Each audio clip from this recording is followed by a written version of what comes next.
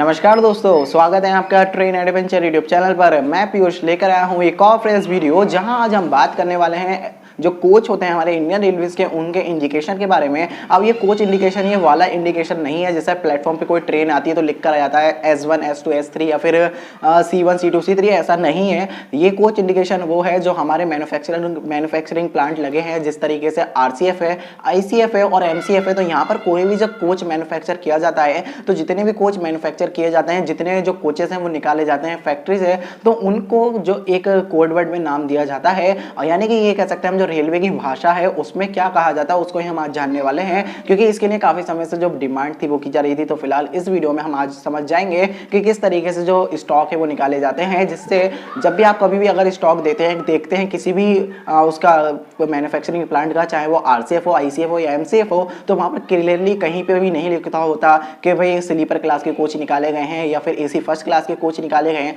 वहां पे सारी जो बातें लिखी होती है वो कोड वर्ड में होती है, तो उनको हम आज जानने वाले हैं। उम्मीद है आपको वीडियो काफी ज्यादा पसंद आने वाली है। तो फिलहाल उसको जानने से पहले आपको जो कुछ बेसिक सी बातें वो जाननी होंगी। अभी मैं आपको स्क्रीन पे दिखा रहा हूं जिसमें कुछ कोड वर्ड लिखे गए हैं। जैसे L को लगेज के लिए यूज किया गया है, R को ब्रेक वेन के लिए यूज किया गया है, P को पोस्टल वेन के लिए यूज किया गया है, Y को लेडीज कंपार्टमेंट के लिए यूज किया गया है, CW को 2 टायर के लिए, W को वेस्टिबुल्ट के लिए और CN को 3 टायर के लिए, C को विद कूप के लिए, CG को 3 टायर सिटिंग के लिए, AC तो AC कोच, CF को 2 टायर सिटिंग के लिए, F को यूज किया गया है फर्स्ट क्लास के लिए, Z को किया गया है चेयर कार के लिए, S को किया गया है सेकंड क्लास के लिए और CT को किया गया है टूरिस्ट कार के लिए।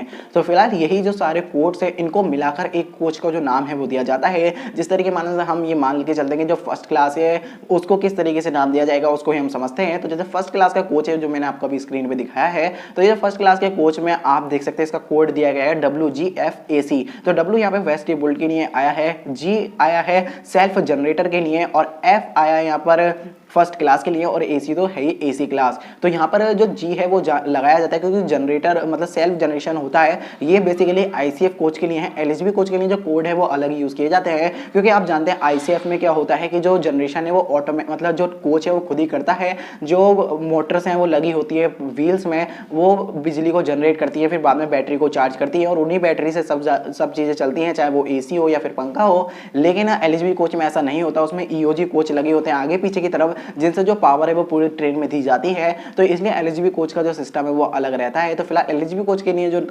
कोडिंग है वो कुछ इस तरीके से की जाती है। जैसे पहले फर्स्ट AC के बारे में बात करते हैं तो LWFAC को दिया जाता है इस तरीके से। सेकंड AC के लिए LWACCW दिया जाता है। अगर AC first come second class है तो LWFCWAC किया जाता है, और अगर फर्स्ट कम थर्ड टायर है या फिर सेकंड कम थर्ड टायर है तो LACCN किया जाता है, और LWACCN किया जाता है थर्ड AC के लिए। LWSCN या फिर LSCN स्लीपर क्लास के लिए, और एग्जीक्यूटिव क्लास के लिए LWFCZAC लिया जाता है। इसी तरीके से LWSCZAC आपको चेयर कार के लिए देखने को मिल जाएगा, और इसी तरीके से आपको LWSCZ2S यानी कि सेकंड सीटिंग के लिए देखने को मिल जाएगा। जनरल क्लास या फिर अनरिजर्व के लिए किया जाता है LWS या फिर LS का यूज। इसी तरीके से पेंट्री कार के लिए यूज किया जाता है LWCBAC का यूज, और इसी तरीके से EOG के लिए यूज किया जाता है LWLRRM या फिर LDSLR।